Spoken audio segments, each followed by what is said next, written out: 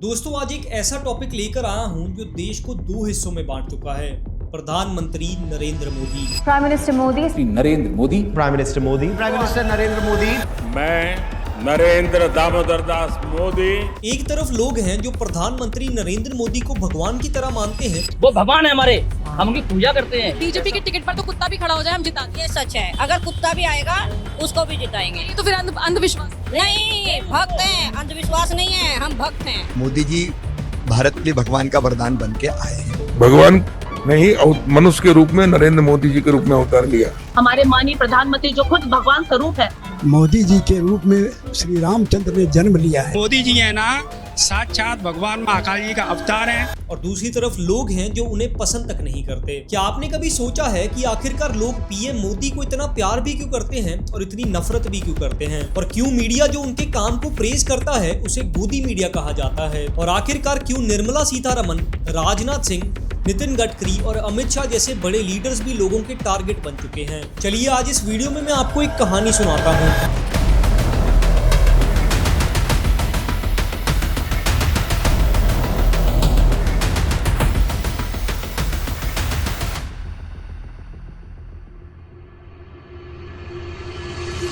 ये कहानी शुरू होती है 20 मई 2014 से। 2014 देश में एक नया चैप्टर लिखा गया। नरेंद्र मोदी एक चाय बनाने वाले लड़के से उठे, गुजरात के चीफ मिनिस्टर बने और फिर देश के प्रधानमंत्री बने। उस दिन लोगों की आंखों में सपने थे, उम्मीद थी। हर गली हर चौक पर एक ही आवाज गूंज रही थी, अब की बार मोदी सरकार। लोगों ने सोचा था कि बस अब करप्शन खत्म, विकास की गंगा बहने वाली है, देश को एक स्ट्रॉन्ग लीडर मिल गया है। और सच कहूं तो शुरुआत में वैसे ही लगा। स्वच्छ भारत अभियान, जन धन योजना, डिजिटल इंडिया, नए नए स्लोगन्स और स्कीम्स आए। पीएम मोदी ने एक नया चेहरा दिखाया, एक ऐसे लीडर का जो दिन रात देश के लिए काम करता है। सड़कें बनी, टॉयलेट्स बनाए गए, घर घर बिजली पहुंची और दुनिया भर में भारत का इमेज स्ट्रॉन्ग दिखाया। सरकार देश के हर ऐसे घर, चाहे वो गांव में हो या शहर में हो या झुग्गी झोपड़ी में हो, दूर दराज वाले इलाके में हो, उस घर को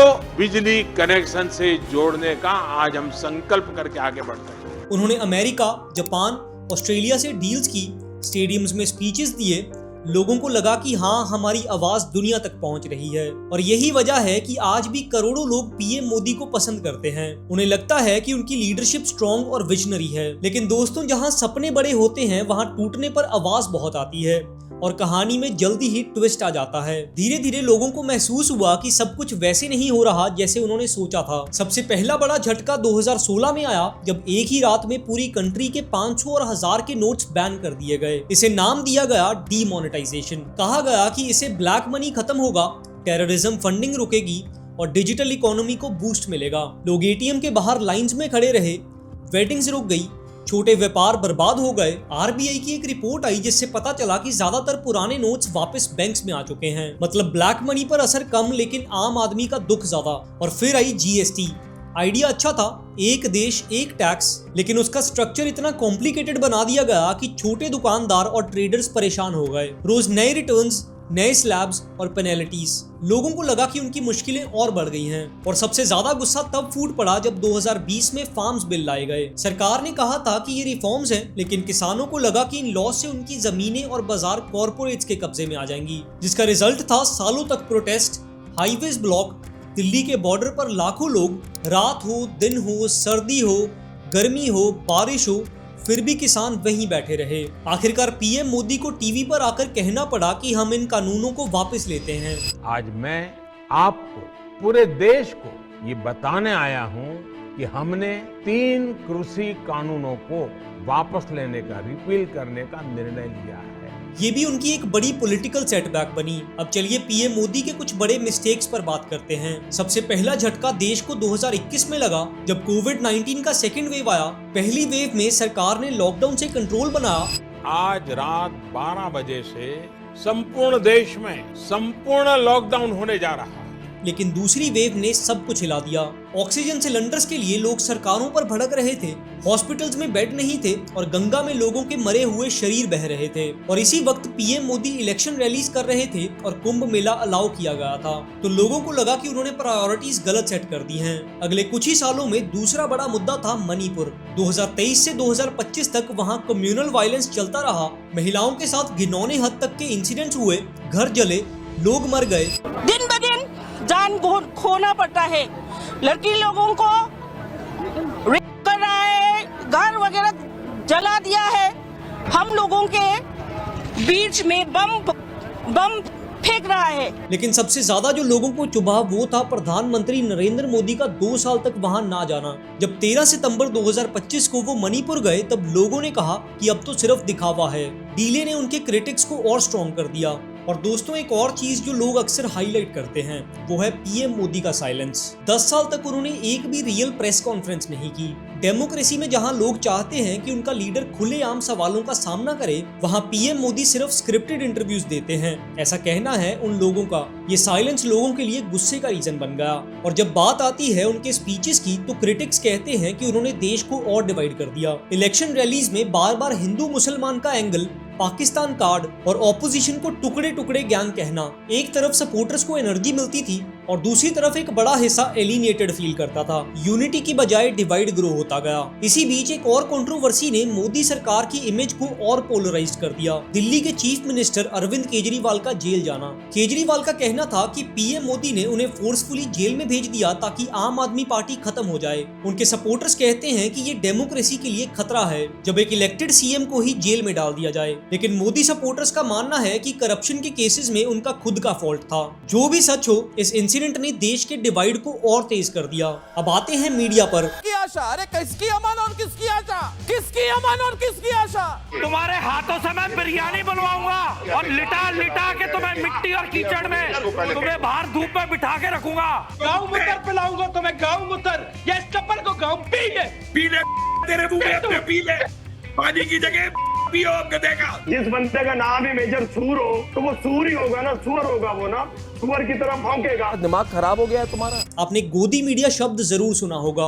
इसका मतलब है मीडिया जो पावर की गोद में बैठा हो, मतलब जो सिर्फ पीएम मोदी की तारीफ करे, उनके नेगेटिव पॉइंट्स को छुपाए और रूलिंग पार्टी की आवाज बनकर काम करे। ये लफ्ज पॉपुलर हुआ रवीश कुमार के थ्रू और आज लोग चैनल्स जैसे आज तक, रिपब्लिक टीवी, जी न्यूज को गोदी मीडिया कहते हैं। मतलब जहां सवाल करने की जगह सिर्फ तालियां बजती हैं। और यही वजह है कि लोग कहते हैं कि डेमोक्रेसी में एक इंपॉर्टेंट पिलर मीडिया वीक हो गया है। पीएम मोदी और गोदी मीडिया के साथ साथ बीजेपी मंत्रियों पर भी सवाल खड़े होने लगे। अब थोड़ा फोकस बढ़ाते हैं और बात करते हैं फाइनेंस मिनिस्टर निर्मला सीतारमण की। निर्मला सीतारमण को एक टफ फाइनेंस मिनिस्टर माना जाता है, लेकिन उनके टेन्योर में आम आदमी सबसे ज्यादा महंगाई का शिकार बना। पेट्रोल डीजल के दाम, राशन और डेली यूज की चीजों के प्राइसेस लगातार बढ़ते रहे और ऊपर से जीएसटी के कॉम्प्लिकेटेड स्ट्रक्चर ने छोटे व्यापारों की कमर तोड़ दी। दूसरा केस है उनके कुछ स्टेटमेंट्स जो आम लोगों को एरोगेंट लगते हैं। जब लोग महंगाई और बेरोजगारी के दर्द की बात करते हैं तो उनके जवाब में एम्पैथी की कमी दिखाई देती है। इसी वजह से लोग उन्हें एक्यूज करते हैं कि वो ग्राउंड रियलिटी से कनेक्ट नहीं करती। अब बात करते हैं रक्षा मंत्री यानी डिफेंस मिनिस्टर राजनाथ सिंह की।